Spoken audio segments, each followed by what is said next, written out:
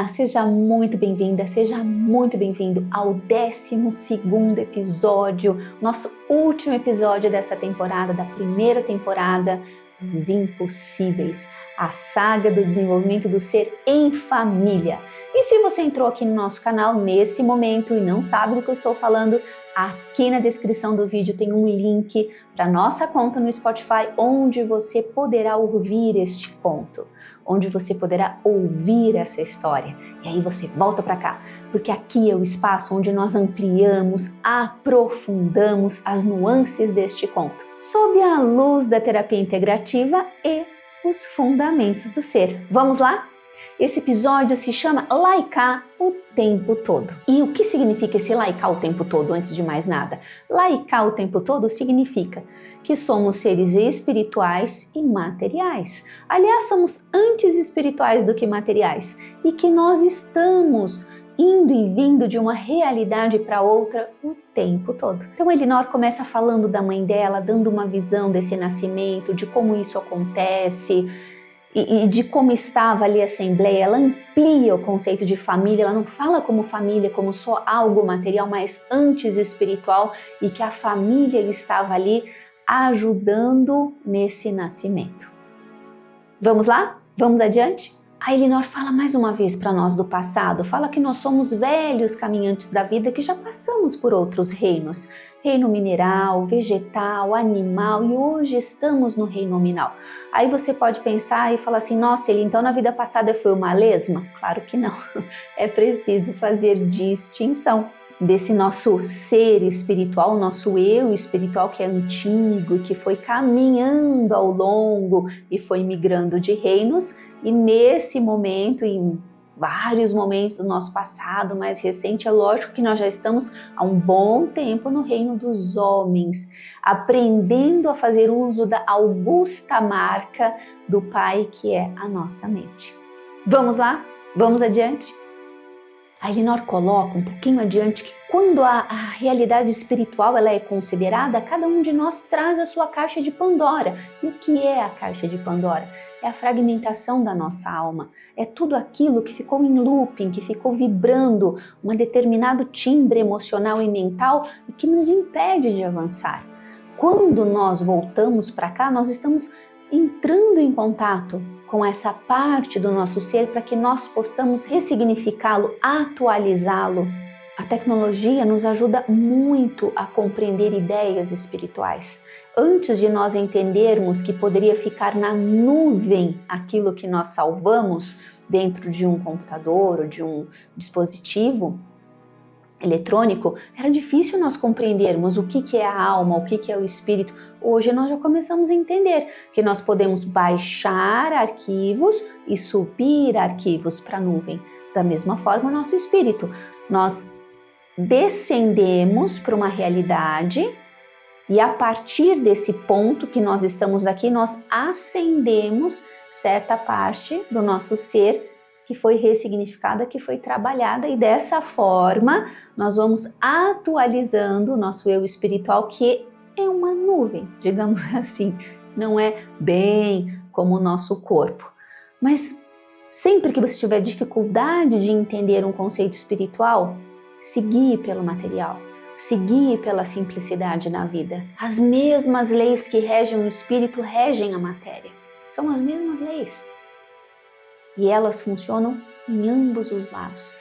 Quem precisa se desenvolver para compreender tudo isso é a nossa mente. Ela precisa nascer e morrer de novo, nascer e morrer de novo, nascer e morrer de novo, até que ela consiga ascender. Através da água, que é um elemento muito poderoso, mas isso já é uma outra história. Vamos adiante? A Elinor coloca qual é o ganho dos pais quando recebem um filho na família, qual é o ganho do filho quando é inserido na família aqui, nesse mundo. Ela coloca a importância das relações, a importância das famílias, e ela diz abertamente, não é a primeira vez que você está com a sua família e nem será a última. Isso ao mesmo tempo que angustia, porque se as relações aí em casa não estão boas, você pensa, puxa, eu preciso resolver, senão eu volto de novo com todos esses problemas. Esse é um bom olhar. Mas pense sempre o seguinte, antes de resolver qualquer relação fora, precisa resolver dentro. A forma como nós tratamos as pessoas é muito parecida com a forma que nós nos tratamos. E quando nós começamos a compreender isso, muda a forma como nós estamos conosco e como nós estamos com o outro. Então, tudo pode ser feito a partir do estreitamento da relação de você com você mesma, com você mesmo. Vamos adiante? A Elinor coloca, eu vou até ler aqui porque quero dizer exatamente as palavras dela. Aprender a fazer parte de um grupo familiar honrando ao fazer a própria parte pelo todo e ao mesmo tempo se permitir ter a própria individualidade. Nossa, isso aqui dá muito problema, mas muito problema. É quase como se assim, se eu for ser eu vou ser egoísta e eu não vou estar nem aí para ninguém e eu não quero colaborar e eu não quero fazer as coisas. Opa. Desenvolver a individualidade não é se tornar individualista. Isso tem muita diferença. Desenvolver a individualidade é ter um profundo conhecimento sobre si, sobre princípios e valores, sobre o que faz, como faz, sobre os objetivos que atinge, sobre as escolhas de como atingir objetivos. Uma pessoa pode se tornar próspera e com bastante dinheiro, trabalhando de forma honesta, séria, sendo coerente, mas também pode ser uma pessoa corrupta, ser uma pessoa que faz tantas coisas complicadas, de várias maneiras complicadas. Então, a questão toda aqui é, preciso desenvolver unidade dentro. O que significa isso? Desenvolver a própria individualidade. A partir disso, voltar para o meio, para o grupo familiar e colaborar. Colaborar podendo ofertar quem se é. Seja lá o que tem de expertise.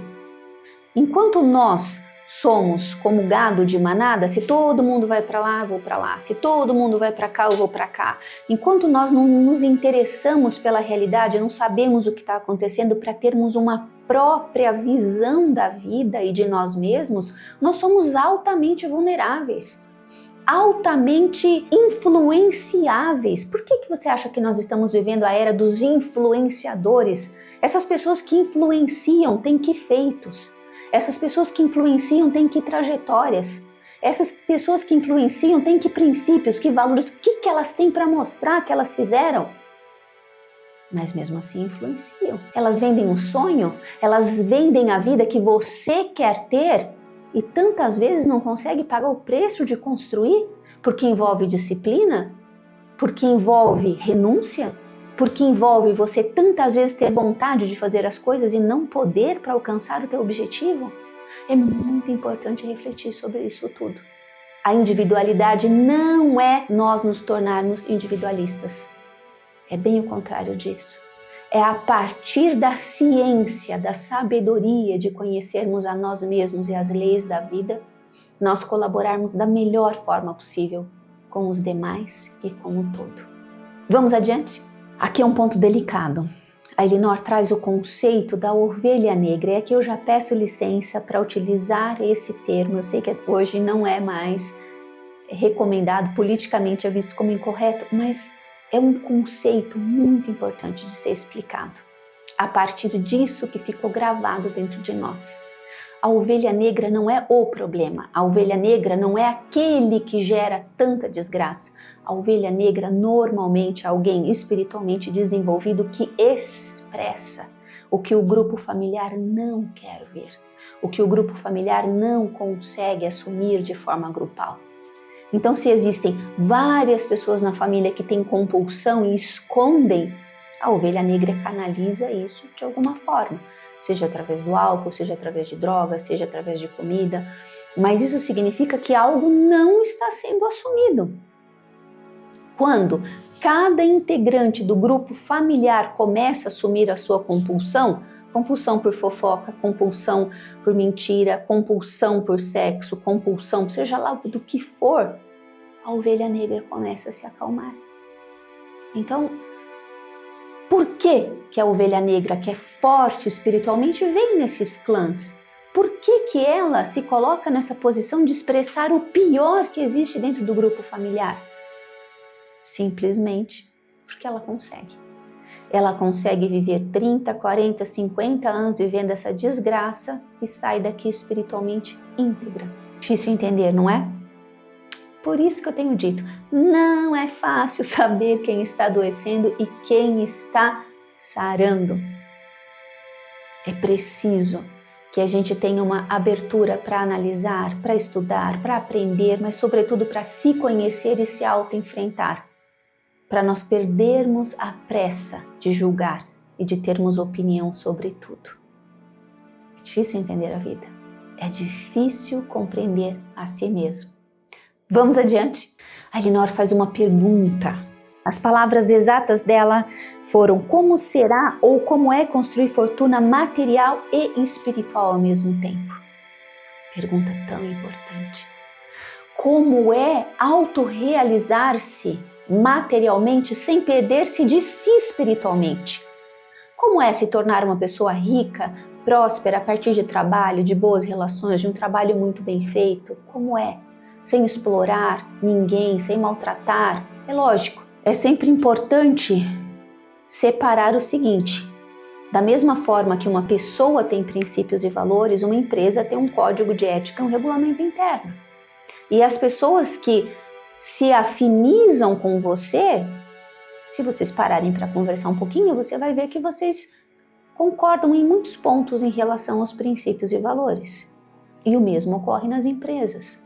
As pessoas que se afinizam com determinada cultura empresarial, elas tem essa afinidade porque vai de encontro aos princípios e valores.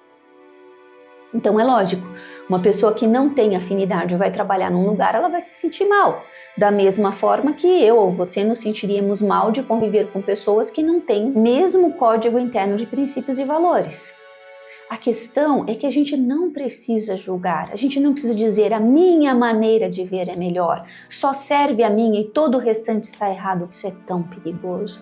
Ou essa empresa é boa, todas as outras não são. Isso é complicado. A verdade é que tudo é útil, mas nesse caminho de individuação nós precisaremos cada vez mais escolher aquilo que é bom para nós e bom para o outro.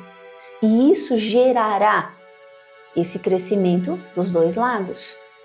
Aquele que abandona o sonho por crítica dos outros está abandonando a si mesmo. E aquele que, a custo de realizar o seu sonho, tira vidas, desgraça famílias, também está espiritualmente se comprometendo. Então, esse é o caminho do meio que nós precisaremos aprender a trilhar. De nos desenvolvermos espiritualmente através desse autoconhecimento e esse autoenfrentamento e nos ocuparmos com essa realidade aqui, nos oferecermos o bom, aquilo que nos faz falta, seja uma boa moradia, sejam relacionamentos saudáveis, seja lá as suas reservas financeiras para que você tenha paz, do que você realmente sente falta. É por aí que começa tudo. Vamos adiante? E a Elinor coloca o que nós ganhamos quando nós nascemos, quando nós vimos para esse mundo, o que nós estamos buscando? É lógico, a realização do nosso vir a ser, um plano daquilo que tinha dentro de nós e precisava de atualização, e nós vamos entrando em contato, enfrentando essas realidades internas e vamos ressignificando. Mas ela fala do valor do pertencimento, da ordem e do equilíbrio. Esses três conceitos foram colocados em todas as tradições de alguma maneira. Dentro do cristianismo, como o Pai, o Filho, o Espírito Santo, Sattva, Rajas e Tamas dentro do hinduísmo e tantas outras tradições. O importante de tudo isso, e seja lá qual caminho religioso você seguir, que você possa seguir esse caminho compreendendo que se trata de um diálogo seu com você mesma, com você mesmo. A proposta dos mestres é sempre que nós aprendamos a caminhar, estabelecendo essa relação com a nossa essência, com o Pai dentro de nós, aprendendo mais sobre a realidade do nosso ser, que nós somos espirituais e materiais ao mesmo tempo. O equilíbrio fala exatamente disso, ser bom para mim e ser bom para o outro. O pertencimento fala de eu ter coragem de oferecer para mim aquilo que me acolhe, aquilo que faz bem para mim, seja a companhia das pessoas que eu amo, seja um lugar. Não importa, mas eu preciso assumir responsabilidade pelo que eu sinto e eu preciso aprender a pedir para esse ser, que é a essência, que é Deus dentro de nós, o Pai, aprender a pedir para nós mesmos, para que a gente se comprometa com essa nova realidade e também para aqueles que nós amamos e para aqueles que fazem total diferença na nossa vida. Como nós precisamos aprender a ordenar o nosso ser, a organizar a nossa vida, a ter conosco uma relação saudável, onde nós nos colocamos em primeiro lugar e nos disciplinamos a fazer aquilo que só nós podemos fazer por nós mesmos. Quando nós começamos a compreender que esse trino, que aqui dentro do Instituto nós chamamos de os fundamentos do ser, porque é assim que a nossa tradição tupi-guarani entende os fundamentos, como fundamentos do nosso ser. Olha que lindo, não é? Nós somos herdeiros de uma tradição incrível e nós nem sabemos disso como brasileiros, mas enfim, talvez isso seja uma conversa para uma outra hora. Mas são esses fundamentos que existem dentro de nós que fazem com que o nosso ser se realize. A parte do nosso ser que é feminina, que é emocional, que é intuitiva, que é imaginativa, a nossa parte do ser que é racional, que é lógica, e a nossa parte do ser que é infinita, que oferece condições para que a gente se desenvolva, equilibrando tudo dentro de nós. Quando nós começamos a ver a vida através dos fundamentos, nós compreendemos a importância do nosso ser, a importância do desenvolvimento da nossa personalidade, a importância de nós nos conectarmos com as nossas necessidades. E no caminho da realização de tudo isso, se nós nos tornarmos pessoas mais alegres, mais leves, mais amantes da vida, mais saudáveis, capazes de amar, de perdoar, de estar junto dos demais sem julgamentos, aí sim, nós estamos nos realizando nos dois polos essenciais da vida, existência e essência. E a nossa mente, enfim, estará entrando na esfera da sabedoria, da paz interior. Mas vamos adiante?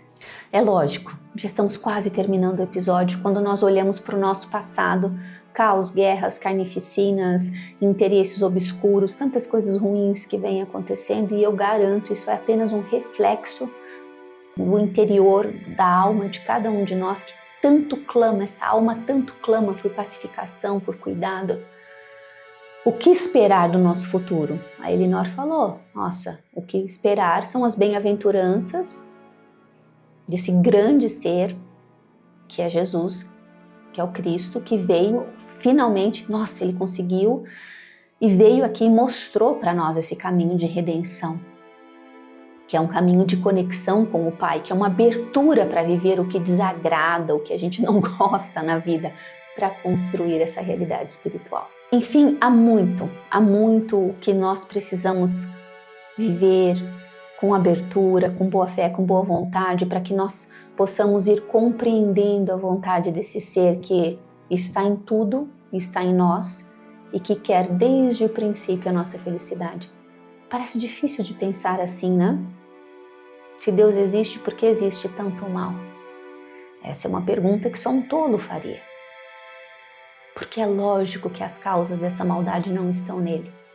Porque quando nós subtraímos o homem de qualquer sistema, ele se harmoniza, ele encontra um equilíbrio. Quando coloca nós e toda a nossa carga anímica, aí sim vem o caos, a desordem, as guerras. E nós estamos buscando já há algum tempo, há muito tempo, pacificar tudo isso dentro de nós. Mas, como disse a Elinor, há muito o que se ver, há muitos milagres no dia a dia, há muito que nós já podemos reconhecer e a partir desse reconhecimento termos força, ânimo para seguir conhecendo a nós, conhecendo a vida, conhecendo a realidade material, espiritual, compreendendo tudo que envolve estar vivo, cada respiração. Esses milagres estão aí o tempo todo para que a gente vá absorvendo, nos tornando cada vez mais livres. E é disso que se tratará a segunda temporada. Mas até lá, te convido a conhecer mais o nosso trabalho, conhecer mais o nosso instituto, conhecer mais a nossa equipe e seguir aquilo que nós formos colocando aqui no canal. Eu agradeço muito de ter chegado até esse ponto com você. Se eu te confundi mais do que expliquei, alcancei o meu objetivo. É tão bom quando a gente sai das certezas e começa a ter espaço para acreditar que a gente pode sentir melhor, ver melhor, agir melhor. Sempre momento, sempre há tempo para que a gente possa estabelecer uma relação melhor conosco. É assim que eu me despeço, desejando a você uma relação melhor com você, que você possa se ver melhor, acreditar em você, se dar uma oportunidade de seguir adiante, confiando e tendo fé que você construirá uma vida melhor para você e para quem você ama. Um forte abraço, fique com Deus e até a próxima temporada.